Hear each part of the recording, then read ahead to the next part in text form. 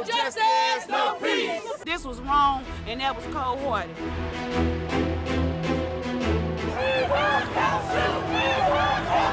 I do not want my son's death to be in vain. I want it to lead to incredible change. No justice, no peace.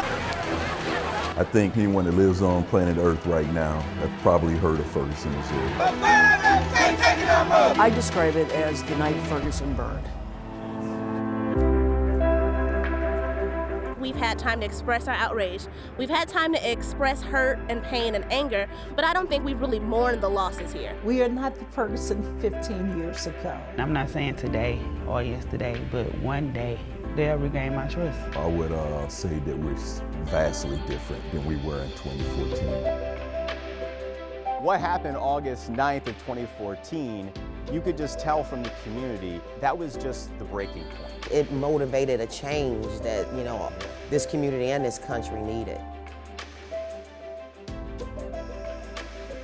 Sparking a change we continue to see today. August 9th, 2014 is a day we'll never forget. Michael Brown Jr. was killed by a police officer in Ferguson. His death and the events that followed sparking an uprising we experienced here at home, across the country, and around the globe.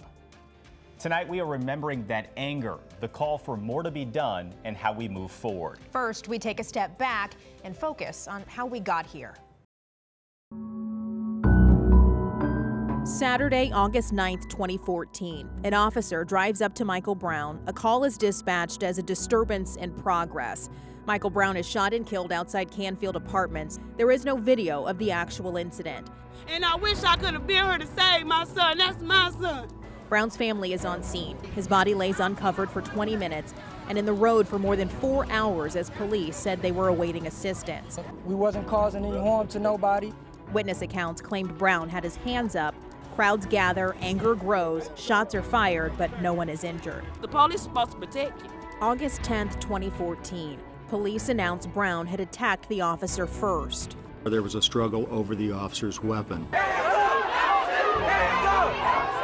A candlelight vigil turns to protest. Some smash car windows and loot from stores.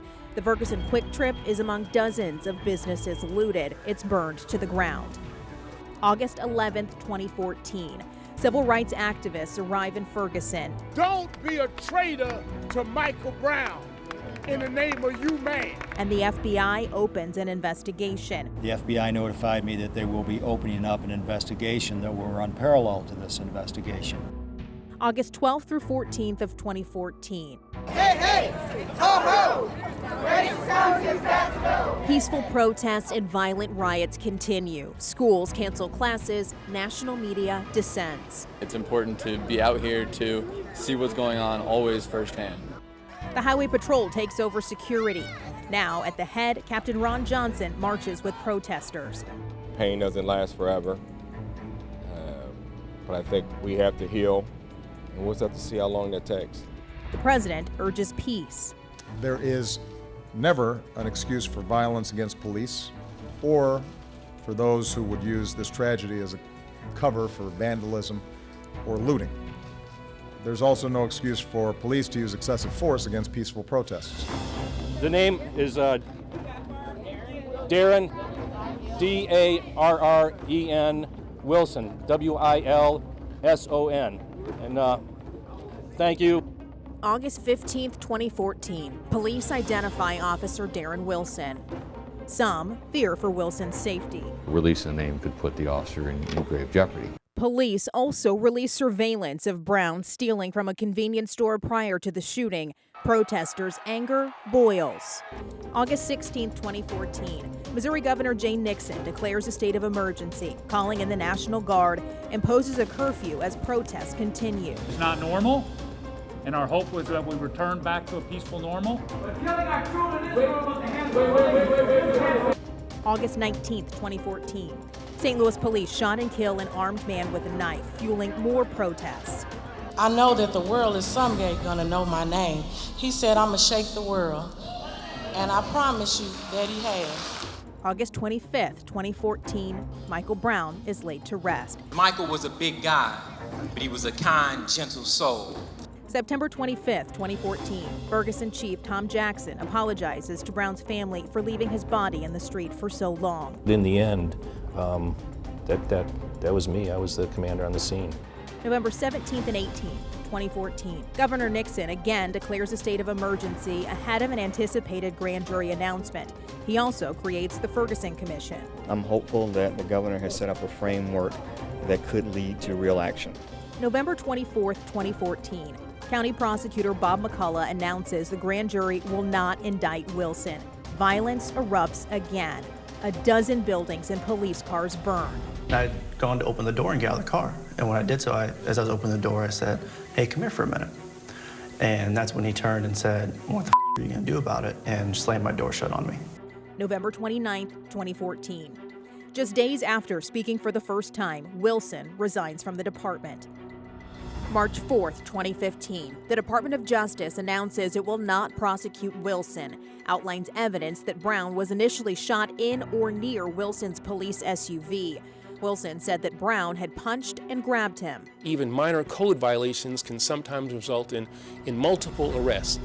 They also slam Ferguson PD for evidence of racial bias. March 11, 2015, Jackson resigns. All subsequent chiefs are African American. April 23, 2015, Brown's family sues. May 20th, 2015, a memorial for Brown is erected on Canfield Drive. Fixing the problem in Ferguson will allow Ferguson to, we hope, become a leader. April 19th, 2016, Ferguson and the Justice Department reach an agreement that ends the lawsuit and requires sweeping reforms of the police and the court systems. June 20th, 2017, a federal judge approves a wrongful death lawsuit settlement for Brown's parents. I really can't say why my son was picked to die that day. July 26, 2017, and the spot where the Quick Trip burned down, the Ferguson Community Center, to give the site a symbol of hope. We want this center to serve tens of thousands of people a year. We want the tragic events of Ferguson to turn into a triumph. Few people will forget that deadly day in August, but it is Michael Brown's parents who still cope with the killing every day. There are details about the day their son died they'll never unsee. We didn't see what the world seen. When we got there, Mike was covered up. But it was key things.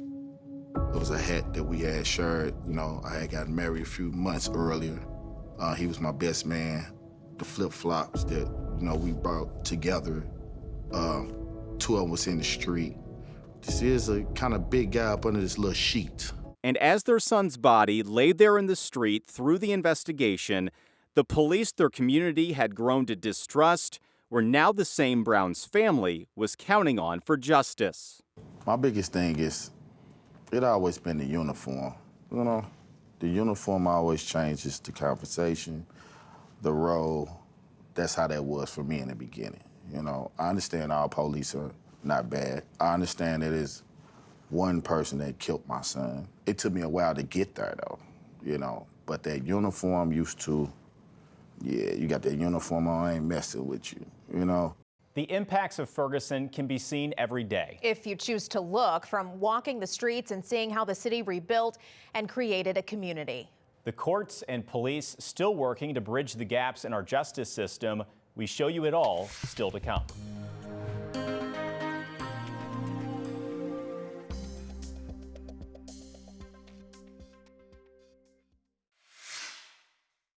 The days and years following Michael Brown's death put a spotlight on policing and the court system and sparked a Department of Justice investigation finding racial injustices throughout the Ferguson Police Department. Today, changes are being made, putting us a step closer to gaining back trust. A leisurely lunch on a Ferguson sidewalk in 2024, a dramatic difference from the streets in 2014 after the killing of Michael Brown. But it also awakened our community. Real estate business owner Andrea Husman says life for African Americans is very different in Ferguson today. We have actually been impacted, and we've shown a growth of wealth and business development for African Americans in an aftermath of such a horrible experience.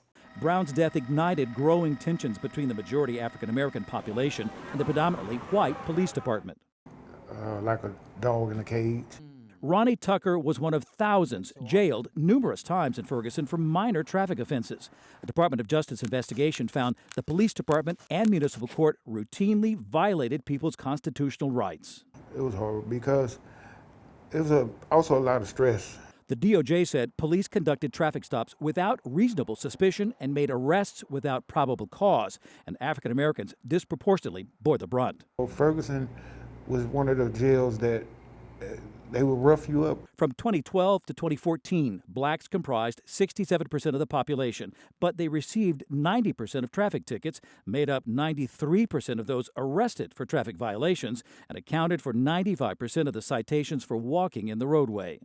I had a client who did 120 days in jail on sort of what we would call petty offenses. For poor people, a traffic ticket could be devastating. If they couldn't pay the fine, they faced jail time, the potential loss of a job, their car, and housing. But I regularly had clients whose lives were ruined by these courts. Roediger has been fighting for municipal court reform since 2013. Another longtime fighter for court reform, Arch City Defenders. This was disproportionately affecting black people, poor people. The DOJ investigation found Ferguson police and municipal courts focused more on generating revenue than on public safety, and city officials pressured the police department to make more money. In 2010, traffic tickets brought in $1.38 million. In 2015, they were projected to generate over $3 million. That's a 123% increase. And you would get these photographs that were just lines of mostly young black people heading out the door and down the street, and then a white prosecutor and a white judge and white police officers. And it looked more like South Africa. From 2015 to 2018, Arch City Defenders sued Ferguson and 6 other municipalities over civil rights violations. They say people were regularly denied attorney representation and not asked about their ability to pay. There has to be due process, which means that a judge has to review the conditions of your confinement and release. And that just wasn't happening. In February of this year, a federal judge approved a $4.5 million settlement in a class action lawsuit against Ferguson. There will be 15,000 people who will receive checks as part of that lawsuit settlement. Through lawsuits, reforms passed by the Missouri legislature, and public pressure, Ferguson and other municipal courts have reformed their practices. Craig Smith is one of 2 current municipal judges in Ferguson. We want people to know that when they come to court in Ferguson, you're going to be treated fairly. Today, there's a 20% limit in Missouri on how much a city's operating revenue can come from tickets and court costs. Jail time for minor traffic offenses is prohibited, and courts are required to offer alternative ways to pay fines. Do you need a payment plan? Do you need time? Do you need to do community service instead? Ferguson's municipal court revenue has declined 95% since 2014. Troy Doyle was sworn in last year as the 3rd African-American police chief in Ferguson after he served more than 31 years at the St. Louis County Police Department. Only 4 officers remain on the force from 2014. We had 3 African-American police officers here in the city. Right now, today, we sit well over 50% representation of African-American police officers. The police department is under a federal consent decree which requires specific corrective actions. Doyle said the department has gone through implicit bias training, use of force training, and community engagement training, and is making progress to meet all the requirements. I think that we're moving in a positive direction. Ferguson's mayor is also echoing the positive message. We are not the Ferguson 15 years ago. Mayor Ella Jones points out more families are moving into the community, as well as nonprofit agencies, and property values are on the rise. We are just growing. We have not arrived, but we're working toward being the best community anyone can live. One tragedy, a catalyst for change. 10 years later, the results are felt community-wide. Russell Kinsall, First Alert 4. Across the nation and here at home, we saw people rise up and want to be a part of the change that they wanted to see. And for some, marching the streets was just the beginning, taking on leadership roles and going straight to the source, creating a shift all the way to Washington. I quickly end up becoming from trying to be a organizer to a protester. St. Louis Alderman Rasheed Aldridge says his advocacy started before the Ferguson movement in 2014. Aldridge says it started with his mom and a union member who convinced him to protest for a $15 minimum wage. My mom always says, you know, you show up to work and you give 110% every day. But the reality was, as I was giving 110%, I wasn't seeing that in my check. Aldridge says he took those demonstration skills to the streets of Ferguson after the death of Michael Brown. We can't have another Michael Brown. At some point throughout the movement, there was a lot of moments where the movement started to evolve. And that I will faithfully demean myself as a member of the Ferguson Commission. Aldridge says he was reluctant to join the system he protested against, but a friend changed his mind. What do we have to lose? You know, we're going to run for office. Rasheed Aldridge went on to become a state lawmaker before being elected to the St. Louis Board of Aldermen. U.S. Congresswoman Cori Bush marched with Aldridge in Ferguson, and St. Louis County Prosecutor Wesley Bell became a Ferguson council member after serving in several municipalities as a judge. Bush and Bell faced off for Bush's congressional seat Tuesday, and Bell won. Both credit Ferguson for their political rise. Bush stunned longtime incumbent Lacey Clay in 2020. I do believe that St. Louis is for the better. I do. Former Ferguson councilmember Bell marked a new regime for the Ferguson government in 2015. I literally stood in between police and protesters. Bell campaigned on taking a fresh look at the Michael Brown case to see if Officer Darren Wilson could be charged with Brown's death. No charges were filed. The investigative body with the most resources in the world is the Department of Justice. They investigated the shooting, and St. Louis County investigated the shooting, and both of those departments in real time said that they could not prosecute. So I got asked, what were we supposed to do 6 years later? Bell, Bush, and Aldridge all hope to continue the work of reforming the justice system in the St. Louis area. Dion Broxton, First Alert Forum. As we watched history unfold, it not only changed policing, but also how we tell the story. Next, covering Ferguson and how it changed journalism.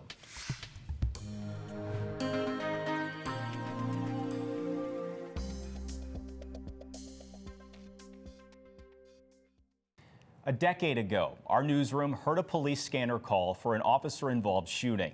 And the events that followed will always be a part of history. But it was also a learning moment for us and journalists everywhere, changing how we gather information, making sure the full story is told. This one was different than any other scene I had ever been. So different, First Alert 4 anchor Corey Stark says he could just feel it. It was just a very heavy feeling. August 9th, 2014, just 60 seconds after noon, an unarmed black 18-year-old Mike Brown walking in the middle of Canfield Green. Ferguson police officer Darren Wilson approached Brown and his friend, and the encounter ended Brown's life. Wilson shot Brown at least 6 times. I saw the yellow police tape. I saw Michael Brown lying in the middle of Canfield Drive. Stark was one of the first reporters on scene that Saturday afternoon. For roughly 4 hours, Brown's body lay in the street. I could tell that this was going to spark some kind of movement. A movement leading to protests peppered through North County. Black Lives Matter! Yeah, these people are hurting. Laura Bludorn says she watched the wreckage from the chopper. November 24th, 2014, the day a St. Louis County grand jury decided not to indict Wilson. They're setting up a flare to be seen. Come help us. Bludorn, a 26-year photojournalist, recorded people, police, and the press clashing. A cop car in flames, demonstrators angry. Have you ever seen anything like that up until that point? Never. This became a story that was beyond just one young man's death. While working as a former assistant professor of communications at St. Louis University, Amber Hinesley's journalism students brought community conversations inside the classroom. Twitter enabled community members to tell their stories, but it also enabled journalists to figure out what's happening here beyond the official story that we're getting. Hinesley says the unrest in Ferguson unfolded in real time on our Twitter feeds. She thinks it was the first time we saw Twitter connect journalism to social justice. They were much more willing to report what they were seeing. We realize as journalists how important it is to be transparent when we do know information and when we don't know information. The dark days of August 9th for some grew darker for months and even years, yet it illuminated conversations about racism, police reform, transparency, and journalism. In Ferguson, Justin Andrews, First Alert 4. Today, the Black Lives Matter movement is international and continues to grow. But a decade ago, it was just beginning, and Ferguson quickly became the spark it needed. You know, right after the killing of Michael Brown, people were looking at it strictly as kind of a local story, but very soon after, you know, you see this national impact. The anger that came from years of neglect and injustice came to a head, and we watched as the city of Ferguson burned. But from the ashes, a new community has formed. And a decade later, these residents are celebrating their triumphs, and we want to show you the new Ferguson. A decade ago, the world watched as Ferguson and the neighboring city of Delwood burned. Do you know how them bullets hit my son? In the aftermath of Michael Brown's death and the night of the grand jury decision, businesses were looted and set on fire. The day that it happened, we had just finished doing inventory. Shop owner Juanita Morris remembers watching the news the night of the grand jury decision. I saw the building going up in flames.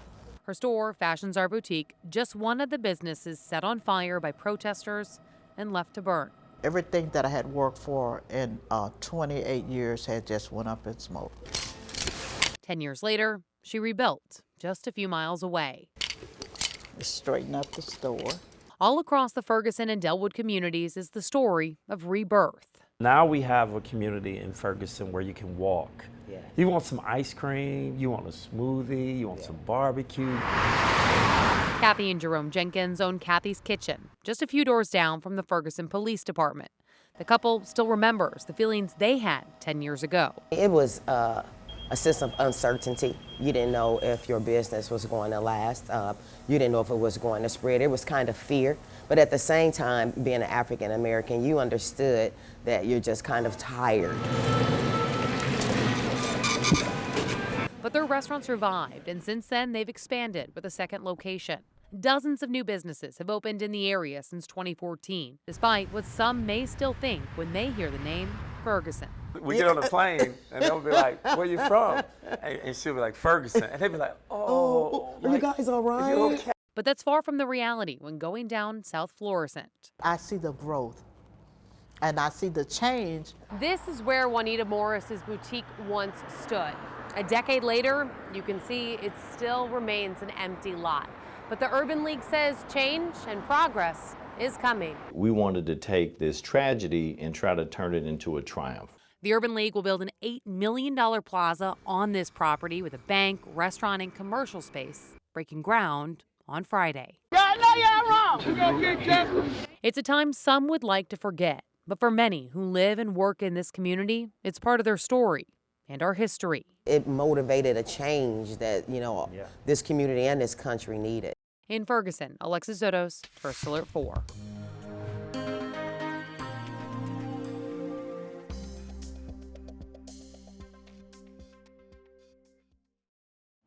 "10 years since Michael Brown Jr. was killed. Today, a new project hoping to keep the memory of him alive and showing he is more than his death and the unrest that followed. The As I See You exhibit is now open, giving an intimate look at who Brown was before he was killed, using art from the lens of family members and the community. I would like him to be remembered as the change that we needed to see. Mike Brown uncovered so many things that lie dormant for years.